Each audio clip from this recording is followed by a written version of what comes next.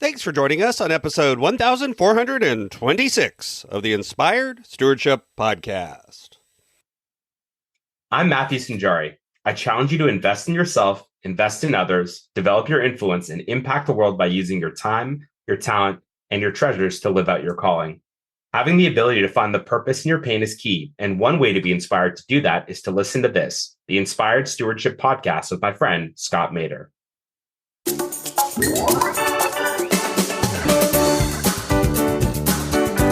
I call it the why behind the what, right? The what is, I go to work, the what is how I make my money, what I do with my life, the actions, but the why I think is oftentimes something that we take for granted. And the why isn't, I want to make $1 million. It's not, I want to retire at 40, but the why has to be something powerful. Welcome and thank you for joining us on the Inspired Stewardship Podcast. If you truly desire to become the person who God wants you to be, then you must learn to use your time, your talent, and your treasures for your true calling. In the Inspired Stewardship Podcast, you will learn to invest in yourself, invest in others, and develop your influence so that you can impact the world.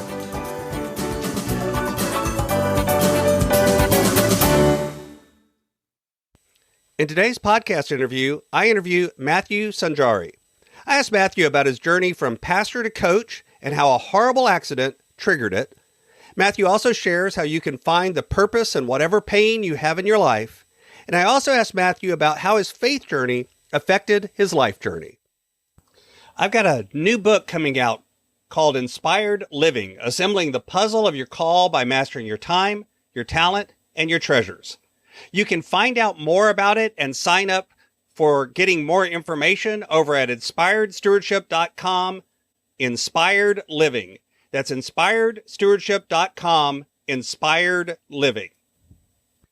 After a life-altering accident derailed his career and life, Matt spent much of the next decade overcoming chronic pain, depression, and a disability to become a serial entrepreneur and transformative figure in the business world. As the founder of Prime Consulting, he leverages over 15 years of business ownership and public speaking experience to empower entrepreneurs and business leaders through coaching and consulting, focusing on pragmatic strategies for scaling businesses and achieving personal growth. With a track record of helping brands surpass their limits and a successful exit to his own name, Matthew's holistic approach blends operational strategy with personal development, aiming to elevate clients from day-to-day operations to executive roles. He stays true to his motto, build people, build businesses. Welcome to the show, Matthew. Hey, thanks for having me, Scott. It's pumped to be here. Absolutely. So I shared a little bit in the intro about some of your journey and touched on a little bit, but can you expand on and share a little bit more about your journey and what brought you to the point of doing the business that you're doing today, living the life that you're living today? Yeah. For me, I think a pivotal moment in my story is in 2012, I got into a horrific car accident. And at the time, I was working a 9 to 5. I just helped plant a church a few years earlier. And so by all accounts, life just felt really good. I was in a good spot. Things were progressing well. I was excited for some of my career prospects. I was doing public speaking and a variety of things. And this accident was a real pivot moment for me. The chronic pain, the depression, the cluster headaches that came from this horrific traumatic accident really left me in a place where I had no choice but to go off and venture into my own. I basically said, no one's going to hire me. I'm unemployable. Doesn't matter what I think my talent is, what I think my skills are, how confident I am. I need to figure this out. And so that put me on the journey of entrepreneurship. I had always been an entrepreneur. And it was in that journey that I built a marketing company that I had for 10 years. I had a successful exit a year and a half ago, parlayed that into some real estate development. And it's essentially how I found myself here, now working as a business coach and a strategic consultant, helping people reach their full potential and helping them scale their businesses. Mm-hmm. So backing up a little bit, before the accident, what were you doing, or what did you think? what did you think you were going to be when you grew up? And I understand you weren't a little kid, but I tell people even at 70, I think people should still be asking themselves, what do you want to be when you grow up? What path did you think you were on before the accident? Yeah. Listen, Scott, full disclosure, I thought I'd be an athlete, and then I stopped growing in about grade 5. So that I grew pretty good. But no, we had planted a church a few years earlier, and I had hopped into the workforce, and I had a great job that I was flying across North America, presenting scanners and different hardware products, and just being able to mingle with people and do some public speaking. So I thought to myself, hey, you know what? I'm gonna climb the corporate ladder. I'm gonna do that. Hopefully get into a position where I can really help develop people, which is something I always loved, and really buy myself some time as the church grew so that I could transition fully onto staff and really do what I love best, which was leadership development, working with people, seeing people reach their full potential. And in a way that felt like after the accident that all came crashing down and everything just shifted, and I had to get creative with how I was going to live. Mm-hmm. And so then in between, after the accident, you started a marketing business. So where did that idea come from in turn, or that started before the accident and you just kept doing it? No. So again, I was working. I had a great job. The accident happened. And then I went through this like really weird period over the next year where basically the injuries that I sustained, a lot of the trauma, the depression, the headaches, all of that started to get significantly worse. And a lot of those things I actually still struggle with today. A lot of them have not left 12 years later. And so I found myself in a spot where I was hiding out in bathrooms. I was lying on the floor. I was calling in sick to work. And so I left my job and I just lay on my parents' floor for months at a time, grieving my life, right? Mm-hmm. Mm-hmm. Hey, all this potential. I felt like I had things, all my ducks lined up in a row, and everything was shifting. And an old friend of mine basically gave me a call. He said, hey, I work for this company that installs pools, and they've been a pretty prestigious company. I know you're good with computers. Can you come help out? And I said, sure. I jumped at it. I was desperate. I was like, anything to make some money. And I somehow walked out of that pool shop that day with a marketing client. I didn't go to school for marketing, liked it, didn't know anything about it, but I just started talking to the business owner, and he had a problem. And I said, you know what? I think we can figure that out. And he said, sure, I'll give you the contract. And I took that money, I invested it into myself. And next thing you know, I had a business. And that was my first official, full-fledged, not a side hustle, not a side thing, business. Right. And that's how I started the marketing company.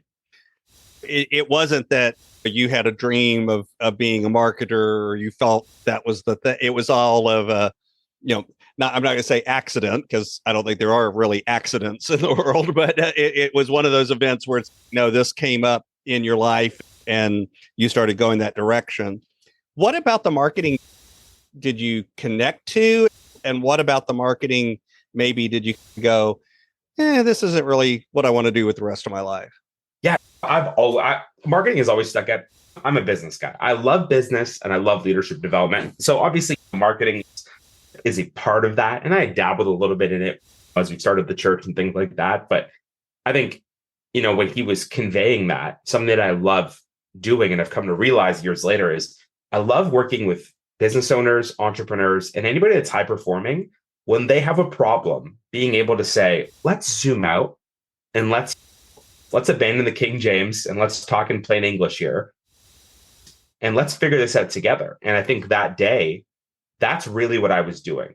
And I've been on this journey now a while, and enough time to know that at the end of the day, whether it was pastoring, marketing, real estate, or my current iteration, all of those were just skins on the outside, the window dressing, if you will, for what I felt like I was supposed to be doing. And that's, again, working with people, seeing them come to the full realization of their potential and walking into everything they have on their lives. Perfect. Yeah. And that's what I was trying to draw out is it's not that the marketing ended up being a distraction or a path off. It actually was a piece of what your ultimate direction was. It was just a particular expression of it. I call them assignments. We may have a role or an assignment, but within that assignment, there's probably parts that are in alignment with our calling, and then there are other parts that maybe aren't being. And I call it putting that puzzle together of constantly trying to find more pieces that are in alignment and getting rid of pieces that aren't. And it evolves over time. It's not like most of us don't come into our very first thing and go, this is it. I have arrived. This is my calling. It is perfect. Everything is wonderful. That doesn't usually happen, right? No, it's so true. And I love how you framed it, because I can't tell you how many conversations I have with people that go, I'm unhappy about this in my job, or I don't like where I'm at in this position or whatever. And to me, I love that term assignment, because at the end of the day, like where you are is probably very purposeful. Mm-hmm. And you can choose to go through that season of your life by default and just, I'm going to complain. I'm just going to go through the motions. Or you can go through it by design, where you say, look, I don't love everything about this, but there's got to be something here that's going to position me for the next move or the next season. What can I learn? What can I take? What can I optimize in my life? Because when I look back, man, that set me on this foundation and taught me so many life lessons and business lessons that served me in real estate, is serving me now, and is serving my clients, because otherwise I would just be spouting theories. Instead, I can actually say, hey, no, you know what? Those things I didn't like, I had to do them for a reason, and I leveraged them and positioned them for a reason. Mm-hmm. We'll talk some more about what you're doing now in a minute. But before we go there, I wanted to draw one more thing out. So you mentioned you were a pastor of a church. Talk a little bit about how your faith journey paralleled as you before, and then as you went through the accident, and then to where you are today. How has your faith journey affected your life journey, and how has your life experience affected your faith journey? Yeah, man, that's such a great question. I think pre-accident, it's funny. My perspective hasn't shifted, but I've gone through the ebbs and flows of life, if I can say it that way. I think pre-accident, I was fairly young, ambitious, and honestly, I just felt like with faith, I was like, man, okay, everywhere I go, I want to bring my faith into the equation, right? God, I believe that I'm here for a reason. I trust you, and you're going to work it out. And then the accident happens, and I still believe those things, but I find myself in a much more questioning state, right? And I'm sitting here and I'm like, there's a little bit of anger, there's some bitterness, resentment, whatever. And I'm sitting here, this can't be the plan. The plan cannot be for me to sit or lie down on a floor and be unsure if I'm going to lose the very clients that I just got. And it's crazy. I tell people often, and I use this with some of my clients, I came to a point where I realized even today, my pain has not changed, but my perspective has. And that's where I think that my faith has been pivotal, especially looking back in hindsight, to say, man, I can't change what's happened to me.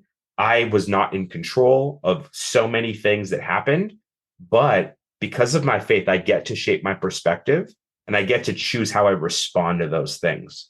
And so I just think of the title even of the podcast, and Inspired Stewardship. And to me, the tie-in there is, I don't know why this happened. I don't know why I'm here even, or how I got here, but how I steward that's up to me. I get to make that decision. Mm-hmm.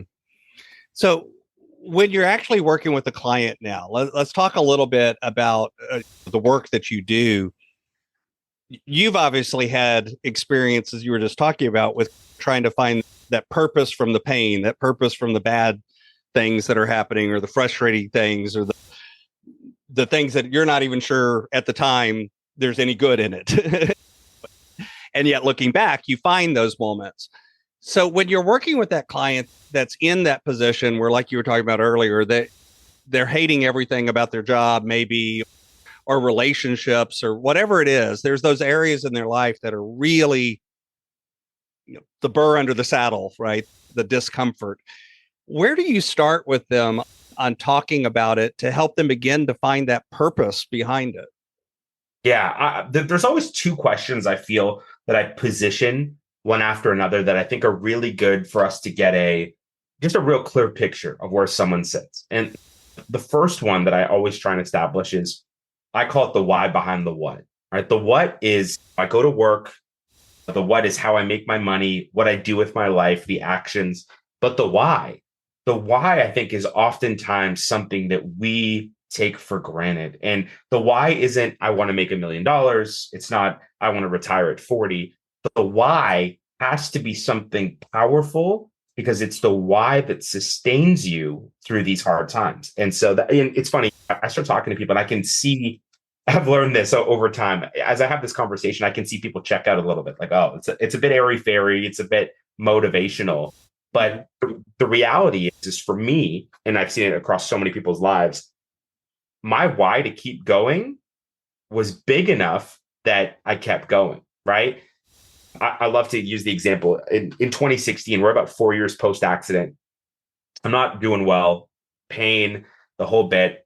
My weight had ballooned. I was up to 315 pounds. I could barely go up a set of stairs without catching my breath. And I basically came to a position where I said, look, I can't control the accident. I can't change that I hit 2 horses and that changed my life. I'm like, but I wonder if I can take responsibility and control my health. I wonder if I can get some of my health in line. And that became my why. And I started to obsess and pour myself into it. And I ended up losing 150 pounds. I basically lost another human, as I like to put it. Mm-hmm. And I tell people, everybody gets impressed. That's so amazing. I'm like, actually, I ended up gaining 30 or 40 of that back. I ended up losing it again. But the reason why I gained it and I tell the story is because my why at the moment actually wasn't health. It was to lose weight. And so when I got to that place, guess what? Once I had accomplished my why, my what started to slip. And so this time around, I made sure that my why was not just goal-based. It was, I want to live a healthy life for my family, for my friends, and before God, because it's honoring to him. Mm-hmm. And now I'm on a journey where my health and my weight have been fantastic because my why is so much bigger than just this one number or this one idea. Mm-hmm. And so I think in working with people, helping them determine their why, life doesn't necessarily get easier. Hard things don't stop coming and change doesn't stop coming. But what we can do is we can actually go back to our why and see if it's big enough to sustain us through those things. Mm-hmm. Yeah, I talk a lot to folks about the difference between a goal and a why. And I use the exact same language. And what I point out to them, and your example is a great example of it, is a goal has a beginning, a middle, and an end. You know, I want to lose weight. I've begun to lose weight. I'm losing weight. I have lost the weight. There's a beginning, there's a middle, there's an end. Where that why, I want to sustain my health for my family and to honor God and for myself, that doesn't have a beginning, a middle, or an end. It just is. Yeah. It lasts beyond the goal. That's a perfect analogy. I love that. What about that person that's really hurting and is doubting that the pain that they're in the moment, that assignment that they're in the moment? We both talked about, yeah, there is a purpose in it, but they're saying, no, there isn't. There can't be a purpose to this. When they push back on finding that purpose, what do you dig into with them there? Yeah. I think for me, we always start at empathy, right? The reality is we're human, right? Like I went through things. I mean, I still go through things, but I went through things in that period post-accident where I was so upset and bitter because I was so consumed by the reality of my situation. And so I think one of the things, especially post-empathy, is just getting people to live in reality. And I really help my clients to understand, look, you don't have to have hit 2 horses to go through pain. Right? Mm-hmm. You don't have to have your life turned upside down and depression, all this to experience change. Pain and change are constant in our lives. But if you're going to go through it anyways, man, you might as well find purpose in it. Right? If I'm going to go through a time of my life that's going to suck, it better bring me something later. I might as well find the lesson in this, find the purpose in my pain, and see to it that when this season passes, because it will pass, this phase will pass, that when it passes, that I can use this to either help and serve people or help and serve my future purpose. Mm-hmm. Mm-hmm. When you work with a lot of folks that are business owners or running their own small business, and I think a lot of times in those positions, I know I'll speak for myself as a small business owner myself, that constant juggling act that we do between the 5,172 things that we have to do. That there's always another thing. And even if you've got a business where you got 50 employees, doesn't matter. You're the owner. There's always another thing that's on your plate. How do you help them find the time or the energy to begin to be able to pull out and look at the bigger picture? Great question. So I had alluded a few questions ago, you asked that there's two questions I ask. And the second question is always directed to this. I always love asking people, and it goes two ways. Either people love that I ask the question or they want to fight me immediately on the spot. But I love asking the question, God forbid, if something were to happen to you and you got knocked out of your business for a month, what would your business or your organization or your church look like? And without fail, it's almost the same response. People just awkwardly smile, maybe a chuckle. There's a moment of reflection. And then almost everyone says, yeah, it would probably be decimated. I probably wouldn't have much left. And to that, I say, then you don't have a business, you have a job. Because when you stop showing up to your job, you don't get paid. So let's build you a business. And so it's this idea that, man, if I can't see the trees from the weeds, like I'm stuck in it, I'm caught in it, I'm drowning. So many people say, Matt, the day-to-day consumes me. How can I even get ahead? Let's start with this idea that right now you're an operator. I need you to become an owner. And so that's where we start to go through the process. And I find this so beneficial for business owners, entrepreneurs, even high performers, right? This idea that we're going to start with what's the most leveraging pieces in your life and your business. And anything that's not, we're going to start to shift it off. And as I'm sure you've heard over your life, but I've heard all of the excuses, right? I don't have the money. I don't have the time. I don't have the resources. And the truth is, you actually only need one of those. We can figure out solutions. And I often try and summarize it in just a distinct three-step process. What can we automate? What can we delegate? And what can we eliminate? And if we just work through those things, it's actually crazy the results that we've seen where business owners can take back some of their time, some of their sanity, and we get them rolling on things that actually benefit them and their business. Absolutely. So I've got a few questions that I like to ask all of my guests, but before I go there, is there anything else about the work that you do or the journey that you've been on that you'd like to share with the listener? Yeah, I think for me, it really does come back to finding that why behind the what. For me, I absolutely love what I get to do. This iteration of life has been so thrilling because there's fulfillment in working with my clients. It's very relational. It's not a transaction. I can't speak for other business coaches or business consultants, but this idea that I get to go on a journey with people and I see it affect their health, their bottom line, their business. I mean, I'm working with a client right now. It's a health group. And I'm not just working with the owners, I'm working with the operators because that's something I do. And to see the development in people where they're stepping out of their comfort zones, they're taking on ownership and responsibility. It's not just making the employees happy. It's the owner seeing this, the owner saying the culture of our business is changing. And by all accounts, it's not like this was a great business. It was a functional business. It's just really cool to see people on their journey, see the growth, see it translate to tangible numbers and impact, and that just brings me tremendous fulfillment. So I'm just really enjoying that. So I run things through the brand Inspired Stewardship, and that stewardship is one of those words that I've learned over the years has a lot of different meanings for a lot of different people. So when you hear the word stewardship, what does that word mean to you, and what impact has it had on you? Yeah, man, that's a really good question. I think, and again, I may upset some people, may want to fight me when I say this. I learned really early on that no one is self-made. No one, right? You may have grown something, but no one is self-made. We are all the byproduct of families, of mentors, of leaders, of other people in the industry, trailblazers. And so I look at my whole life, my business, everything that kind of composes that as I've actually been given something and it's my job to steward it, right? I've been given these experiences. I've been given this knowledge. I've been given these clients, right? Man, you want to talk about stewardship. The clients that I have that I love, man, I've actually been entrusted with this. And so it's my job to steward these relationships. And when I think of stewardship, I think of, okay, I always want to leave something better than when it came into my possession.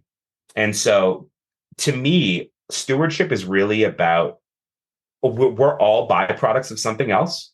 And so we get an opportunity to steward that thing, whether it's our business, our ministry, our lives, our families. And how do we steward those well so that they are left and set up in better places so that their floor is actually our ceiling? That's what stewardship looks like to me. Awesome. I love that idea of leaving it where somebody, not only building off of other people, but then also leaving something behind that others can build from. That both of those pieces, I like that analogy. So this is my favorite question that I like to ask everybody. Imagine for a moment that I invented this magical machine. And with this machine, I could pluck you from where you sit today and I could transport you into the future, maybe 150, maybe 250 years. But through the power of this machine, you were able to look back and see your entire life and see all of the connections, all of the ripples, all of the impacts you've left behind. What impact do you hope you've left in the world? Oof, that's a good question. Man, honestly, I think it's going to tie into that last question. I really hope that whether it's at my funeral or in this Zoom back, that people would say, obviously, that there's some standout things, like hopefully Matt was generous. He treated people well. But I hope that people look back and my legacy is one that he always left people better than he found them. Mm-hmm. That no matter how it looked like, no matter how hard it was, no matter how much work it involved, no matter if it even didn't make financial or logical sense sometimes, he always tried to leave people better than when he first encountered them, whether it be people, organizations, businesses, all of them. So what's coming next? What's on the roadmap as you continue through the year? Yeah, we're about a year and a half in now. So for me, it's really hoping to onboard some more clients, get some more people involved. But I've just hopped into doing some podcasts and trying to impact and serve some people. And I'm hoping to delve into some public speaking as well again in the next little bit. And then I'm hoping in 2025 that we'll start to get into some cool, different ways to serve high performers and business owners, whether that be online communities or whether that be, we're also potentially looking at some business intelligence, some digital dashboards, because I'm a bit of a data freak. So I understand. So you can find out more about Matthew Sanjari over on his website, consultingbyprime.com. And of course, I'll have a link to that over in the show notes as well. Matthew, anything else you'd like to share with the listener? No, I would just love to throw out there that if they actually go to the website /podcast, I've got a free gift for everyone that's listening, consultingbyprime.com/podcast. Just want to throw something in their hands there as well. But no, honestly, it's just been really good. I feel like we were just sitting on your couch. It felt like just such an easy, casual conversation. But yeah, I think if I were to summarize everything, man, I hope that people rediscover their why and really just get back to that, because I know for me, as I sit here with a few businesses under my belt and the kind of what I'm doing right now, when people discover their why, it's so powerful what they realize about themselves, about their purpose and what they're capable of. And so that will just blow the ceiling off of whatever it is that you're already doing or working on.